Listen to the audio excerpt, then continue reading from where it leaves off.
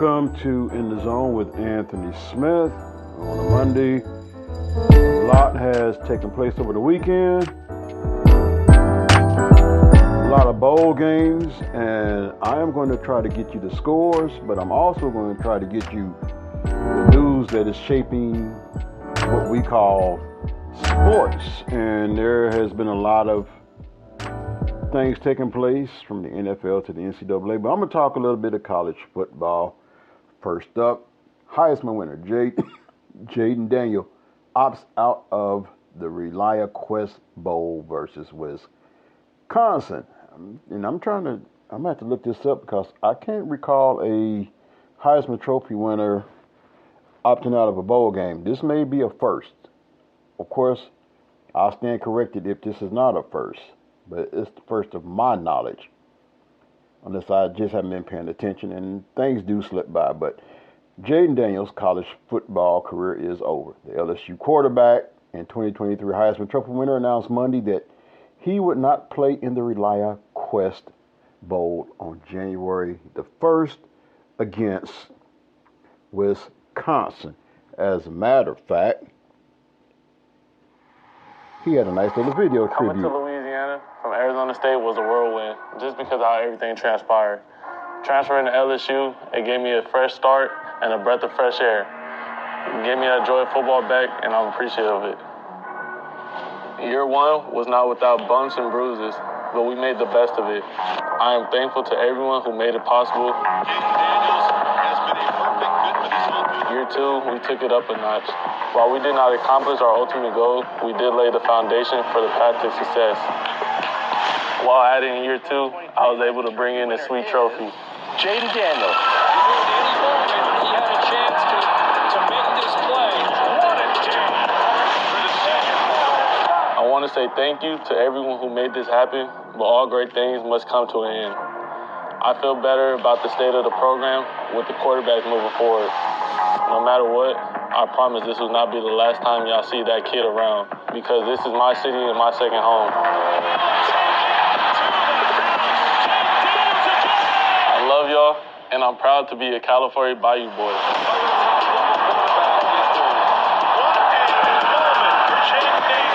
Five out.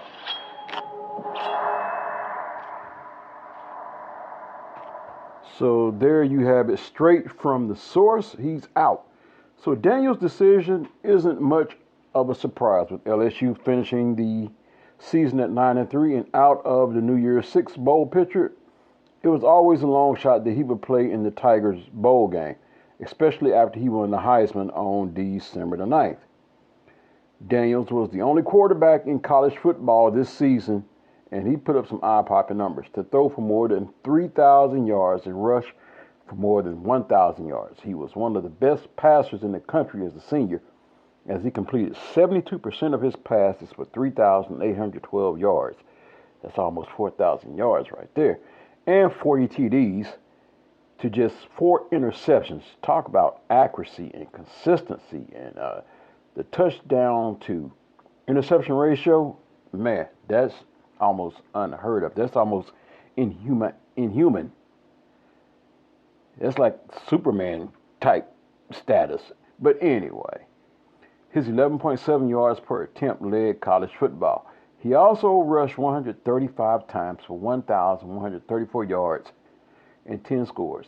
Daniels led all of college football with 8.4 yards per carry. Daniels is a likely first-round pick in the 2024 NFL Draft. It'll be fascinating to see how high he's picked. Daniels turned 23 on Monday and is older than potential top picks Caleb Williams and Drake May. The North Carolina QB has already declared for the draft, while Williams, the 2022 winner, won't play in the Holiday Bowl but has still not officially declared for the draft. Both Williams and May played their junior seasons of college football in 2023. Daniels was a fifth-year senior in his second season at LSU.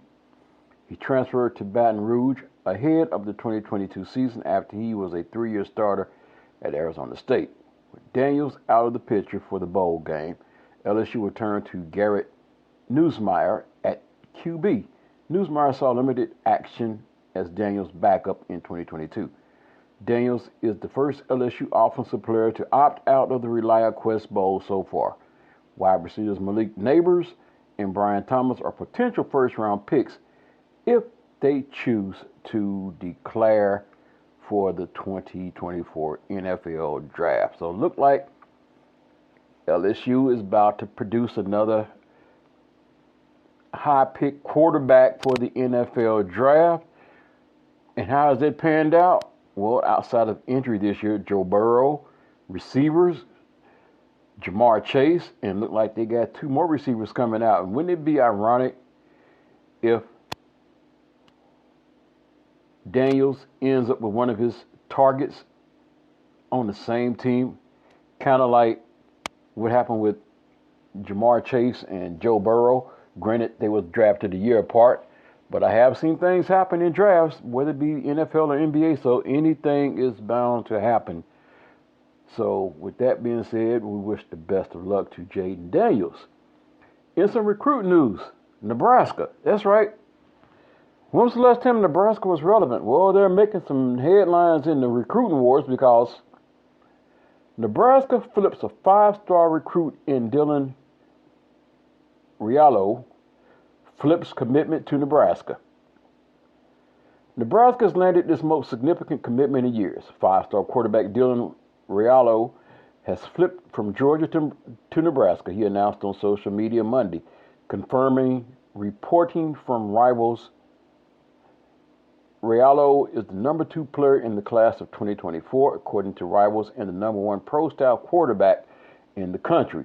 The son of former Nebraska offensive lineman Dominic Riallo had been verbally committed to Georgia since May. He committed to the Bulldogs nearly 2 months after taking an official visit to Nebraska and almost 6 months after he decommitted from Ohio State.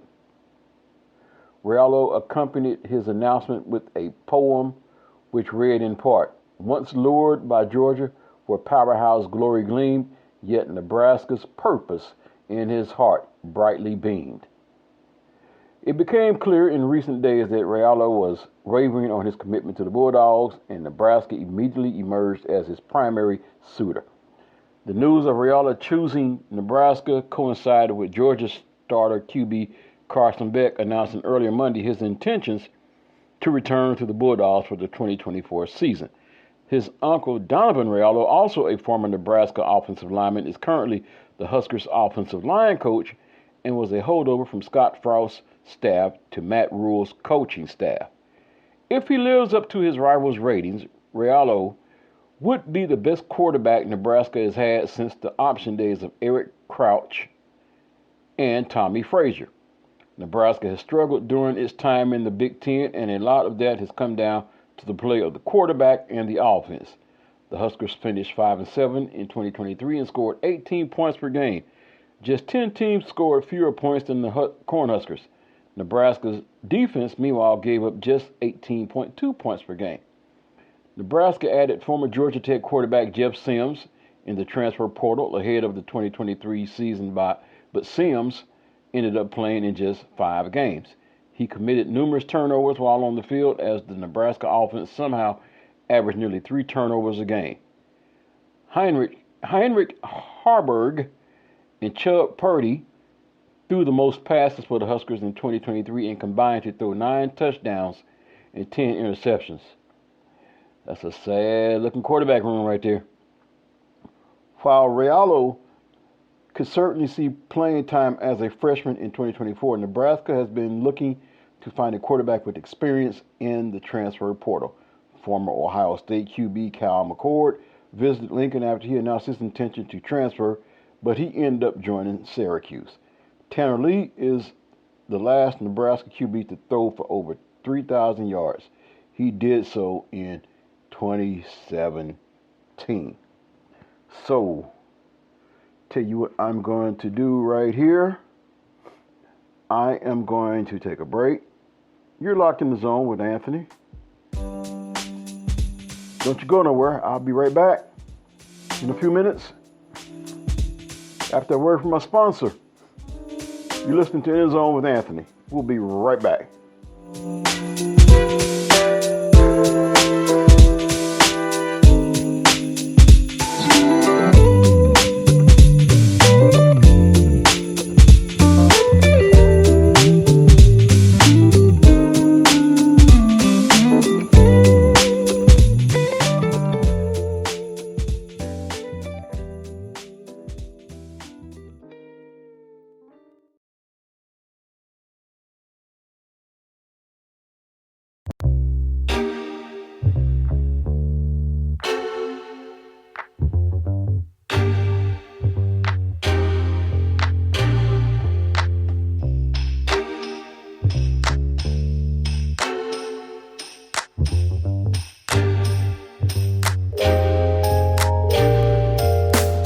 Welcome back to In the Zone with Anthony, as we are just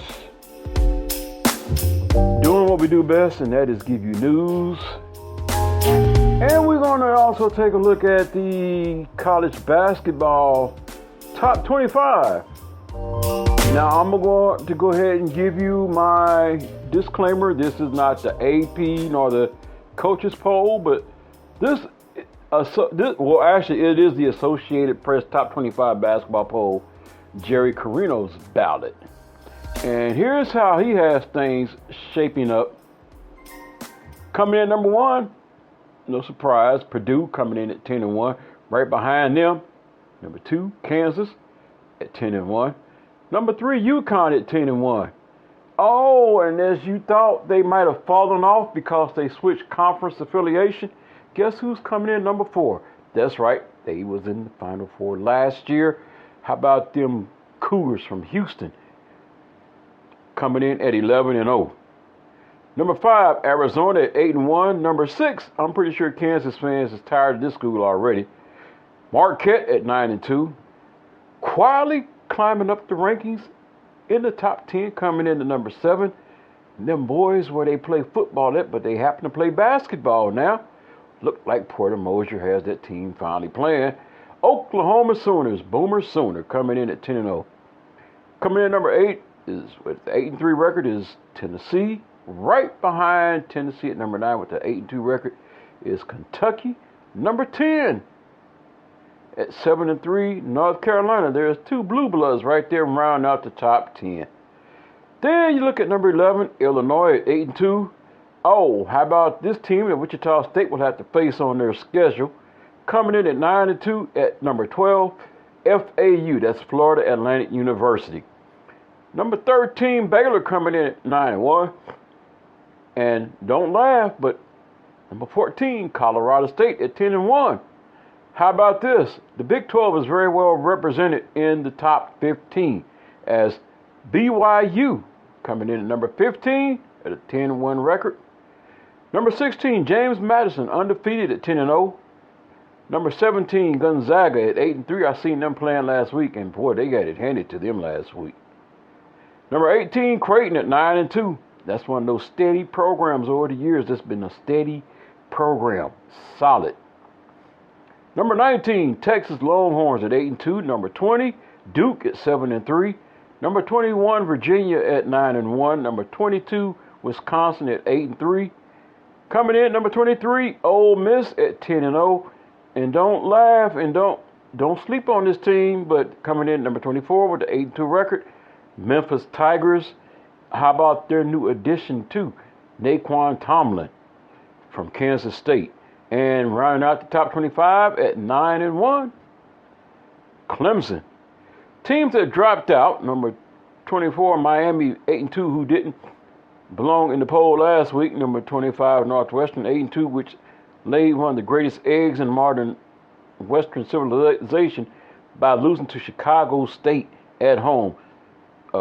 Entered, as you just heard the readings, Ole Miss at number 23 is one of just 4 unbeatens in honor of a win over Memphis. Memphis at number 24 after a win over number 13 Clemson. Also included Auburn 8-2, Utah 8-2. Analysis: with wins over number 1 Arizona this past week, plus Tennessee, Marquette, Gonzaga, and Alabama this season, all away from home, Purdue has to be number 1 right now, regardless of the program's tendency to wilt in March.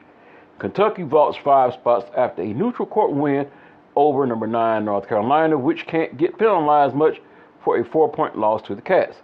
Creighton slips 10 spots after losing to UNLV. By conference, the Big 12 has 6 teams, ACC has 4, Big East has 3, Big 10 has 3, SEC has 3, the American has 2.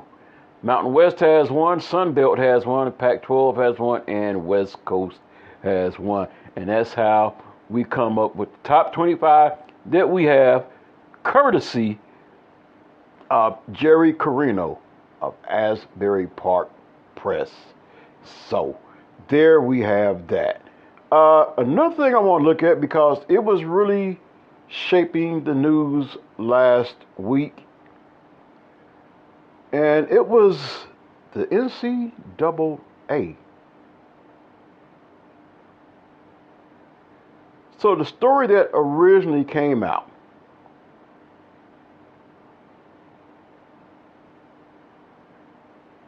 says the NCAA will allow all athletes to freely transfer a second time through the end of the current season, including spring sports. The governing body decision comes after a federal court ruled against the NCAA's rules preventing players from being immediately eligible after transferring the second time. The ruling against the NCAA on Wednesday gave players a 14-day window to transfer a second time without penalty via a temporary restraining order. On Friday, the NCAA acquiesced to the remainder of the school year. Yes, that's right. Their buttons were being pushed by a federal judge. Can you believe that? Given the unprecedented decision by the courts earlier this week, which was last week, the NCAA has reached an agreement with the states to convert the temporary restraining order into a preliminary injunction through the remainder of the 2023-24 NCAA championship season. As this is the best outcome for multiple-time transfer student athletes wishing to compete immediately, the NCAA said in a statement, this action provides clarity for student athletes and member schools for the remainder of the academic year. Any multiple-time transfer student athlete who competes this season will be subject to the same eligibility and use of a season of a competition rules as all other student athletes. The NCAA announcement comes after West Virginia and 6 other states filed a federal suit against the governing body. The suit said the NCAA's transfer restrictions violated federal antitrust law, and a U.S. district judge ruled in favor of the plaintiffs. The NCAA's decision is another recent example of how the governing body has changed its rules in the wake of court decisions against it. As courts and state governments have increasingly been favorable to players, state laws allowing college players to receive endorsement income forced the NCAA to hurriedly enact NIL reform. The governing body is in the midst of serious transition period. Yep, you can say that once again. The governing body is in the midst of serious transition period. That transition period started when Mark Emmert, who was the president, stepped down and said, this problem that we have, the next man can try to solve it. I don't think it can be fixed. What we have is what we have now.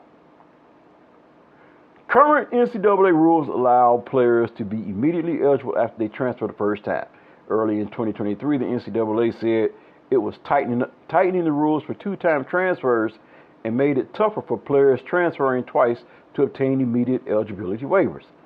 Those rules led to protracted processes between players and their schools and the NCAA.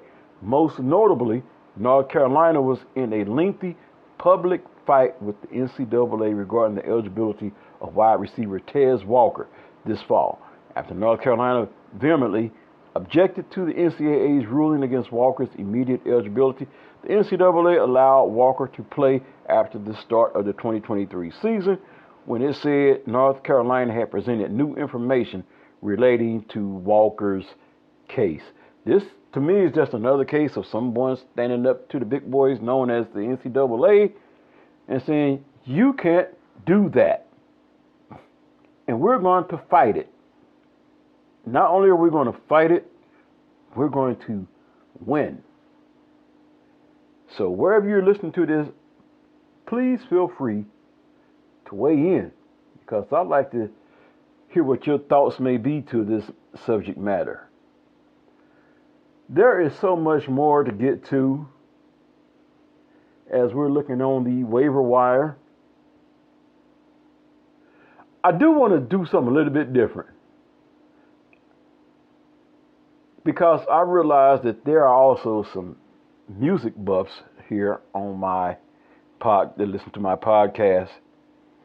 And that was a strange story, and I got a funny feeling a friend of mine by the name of Steve Gonzalez, I think he was in Texas over the weekend. He had a chance to witness this particular concert, because I think he said he was going to go listen to Anita Baker. And I know this is a sports podcast, but sometimes we kind of tend to deviate from what it is and add a little bit extra to it. However, Anita Baker engages in altercations with audience during a Houston concert. Anita Baker, the legendary R&B singer, found herself in the midst of a tumultuous situation during a live performance at Houston's Toyota Center. Videos circulating on social media platforms reveal Baker engaging in altercations with front row audience members. The singer is seen requesting some spectators to desist from recording her performance and even calling upon security to remove certain individuals from the venue. So what's the controversy? Reactions to the incident have been varied. A portion of the audience and online commentators expressed disappointment, criticizing Baker for being more absorbed in confrontations than in delivering a stellar performance. They described the performance as below par, pointing to missed lyrics and a perceived lack of finesse. On the other hand, a segment of the audience came to Baker's defense. They argued that the disruptive behavior from those in the front row justified the singer's reactions. They held the opinion that Baker's attempts to maintain decorum were reasonable and necessary for the concert to proceed smoothly. Previous disputes and upcoming performances. This incident isn't Baker's first public disagreement. She was previously involved in a public spat with fellow musician Babyface, as well as his fans on social media. Despite the controversy surrounding the Houston show, Baker remains scheduled to continue her tour. She has upcoming performances in Dallas and California, aiming to conclude the tour on a high note following what seems to be a series of turbulent events. Looking forward, as Baker moves forward with her tour, all eyes will be on her forthcoming performances. Whether the Houston incident will have any bearing on these shows remains to be seen.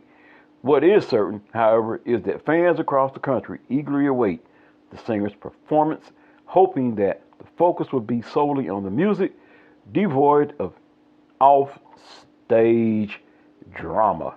So it seems like trouble just follows Anita Baker wherever she goes here lately. Anyway, I have to take another break. When I come back, I'm going to wrap things up. I'm pretty sure I have some more good news, some more pertinent news to give you in the world of sports. Sometimes it's just good to just step outside of that box and just throw something in there just for pure listening pleasure. Anyway, I'm going to step away and take this break. When I come back, I'm going to come back and wrap things up here in the zone with Anthony.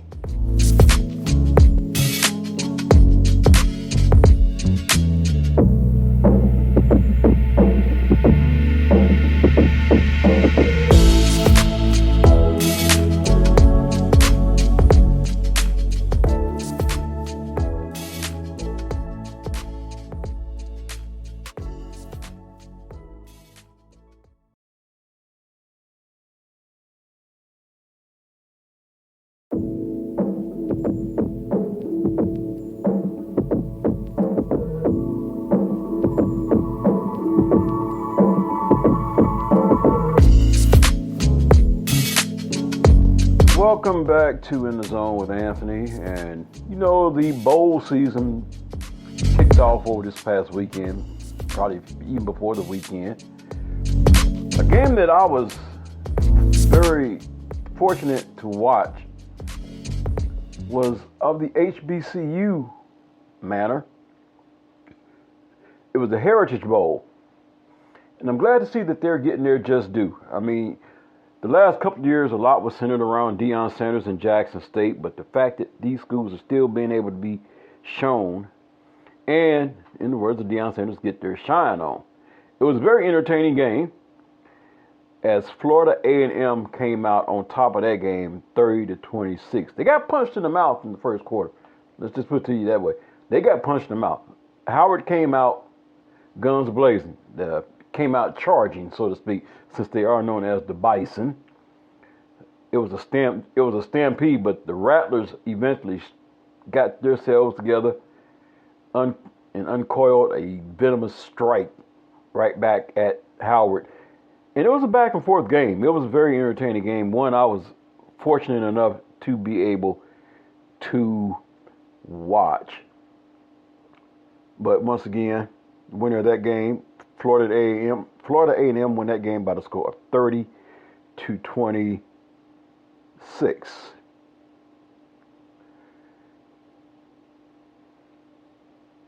Unfortunately, I can't bring up scores from the other games, and I'm really hating that. But what I can do is tell you of the upcoming games. The Fenway Bowl coming up on the 28th at 10 a.m. on ESPN. And the line on that is SMU minus 11.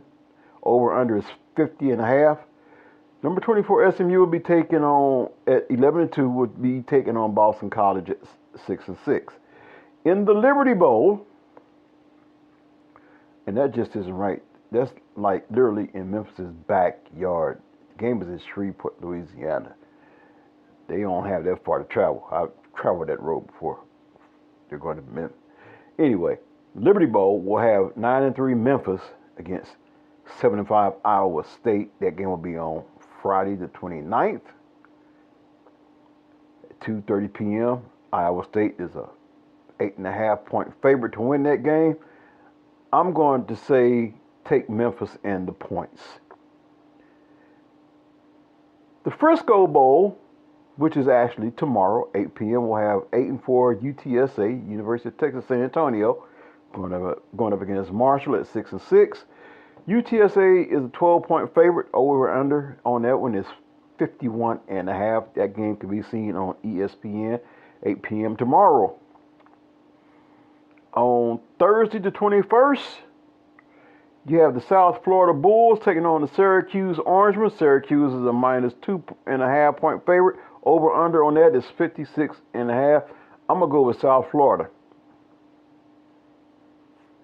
In the Gasparilla Bowl, which will be played on Friday at 5:30 p.m., and this game, just like the previous one, will be on ESPN, have two 6-6 teams. Georgia Tech Yellow Jackets against the UCF Knights.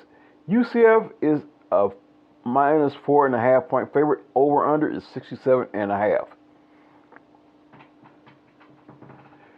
On Saturday, the 23rd, on ABC, is the Birmingham Bowl. So you get to watch it for free if you have ABC. You have Troy at 11-2 going up against Duke at 7-5. And Troy is a 7.5-point favorite. Over/under on that is 44.5. I would probably most likely, based on the competition that they play, I would probably take Duke and the points. In the Camellia Bowl, you will have, and that game will be on Saturday on ESPN, Arkansas State at 6-6 against Northern Illinois 6-6. Arkansas State is a 2.5-point favorite. Over/under on that is 53.5. That game can be seen on ESPN. Also on the 23rd on ESPN, 2:30 p.m. kickoff time, you have Georgia State at 6-6 versus Utah State at 6-6. Utah State is a minus 3-point favorite. Over/under 62.5 on that one. And then also on Saturday on 2:30 p.m. kickoff time on ABC. So there's some more free football right there. You have James Madison at 11-1 versus Air Force at 8-4. James Madison is a 2.5-point favorite. Over/under on that is 41. And I think I probably will roll with James Madison. Of course, Air Force is one of those sneaky teams, so you never can tell. There are some more games listed, but what I'm going to do is I'm going to table that until, because, I'm going to go ahead and give you these. South Alabama at 6-6 against Eastern Michigan. That game is Saturday at 6 p.m. on ESPN. The Las Vegas Bowl. They don't even say what bowl game this is. Okay. The game with James Madison and Air Force is the Armed Forces Bowl. So let me give you that. The Las Vegas Bowl has 8-4 Utah against 75 Northwestern, and that says a lot about Northwestern, considering what they went through with the hazing incident, allegations, and the removal of a coach, and having to run with an interim for the remainder of the season, and the fact that they salvaged that season and made a bowl. Utah minus 6.5, over/under 41.5. That game can be seen on ABC this Saturday at 6:30 p.m. The Hawaii Bowl, Coastal Carolina at 75 against San Jose State 75. San Jose State is a 10.5 point favorite. I'm going to take Coastal Carolina and the points if I'm a betting man. And those are all the games leading up to Saturday. Any other games that's listed on here are games for next week. And, of course, I'll be back in the zone again, probably sooner, quicker than later. But if I don't hear from you guys before this Christmas, I want to wish each and every one of you a Merry Christmas. Until the next time, take care of yourself and each other. This is Anthony Smith. It's been a pleasure having you in the zone with me. I'm out.